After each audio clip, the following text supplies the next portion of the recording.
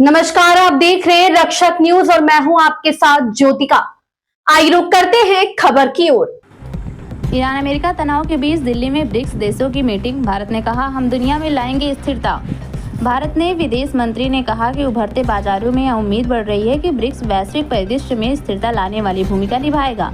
विदेश मंत्री जयशंकर ने ब्रिक्स विदेश मंत्रियों की बैठक में कहा हम ऐसे समय से मुलाकात कर रहे हैं जब अंतर्राष्ट्रीय संबंधों में काफी उथल पुथल मची हुई है। निरंतर संघर्ष, आर्थिक अनिश्चितताएं और व्यापार एवं प्रौद्योगिकी क्षेत्र में चुनौतियां वैश्विक परिदृश्य को प्रभावित कर रही हैं, लेकिन विशेषकर उभरते बाजारों में यह उम्मीद बढ़ रही है कि ब्रिक्स वैश्विक परिदृश्य में स्थिरता लाने वाली भूमिका निभाएगा। ब्रिक्स में विदेश मंत्री जयशंकर ने ओपनिंग सेशन में कहा कि ब्रिक्स में अब तक हमने 80 बैठकें की हैं, जिनमें सभी सदस्यों की सक्रिय भागीदारी देखी गई है। हम साझेदार देशों के साथ मिलकर एक समावेशी ब्रिक्स की दिशा में काम कर रहे हैं। हम ऐसे वक्त में मिल रहे हैं जब अंतर्राष्ट्रीय संबंधों में उथल पुथल है। मौजूदा संघर्ष, आर्थिक अनिश्चितता और व्यापार, तकनीकी और क्लाइमेट और चुनौतियों में ग्लोबल लैंडस्केप को आकार दे रही हैं। ऐसे में आगे बढ़ती अर्थव्यवस्था और विकासशील देशों की ओर से ब्रिक्स को लेकर ये उम्मीद है कि वो स्थिरता कायम करने के लिए सकारात्मक भूमिका अदा करेंगे।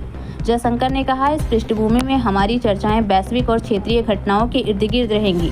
विकास का मुद्दा इन सबके केंद्र में रहेगा। कई देश ऊर्जा, खाद्य, फर्टिलाइजर और स्वास्थ्य और वित्त तक पहुंच की जैसी चुनौतियों का सामना कर रहे हैं। ऐसे में ब्रिक्स उनकी मदद कर सकता है। विश्वसनीय सप्लाई चेन और बाजारों में विविधता इसका अहम हिस्सा है।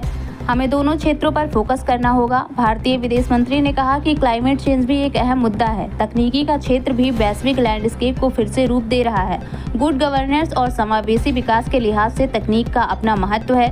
शांति और सुरक्षा वैश्विक व्यवस्था के केंद्र में है। हालिया संघर्षों ने डायलॉग और डिप्लोमेसी के महत्व को रेखांकित किया है। आतंकवाद के खिलाफ सहयोग में भी सबका साझा हित है।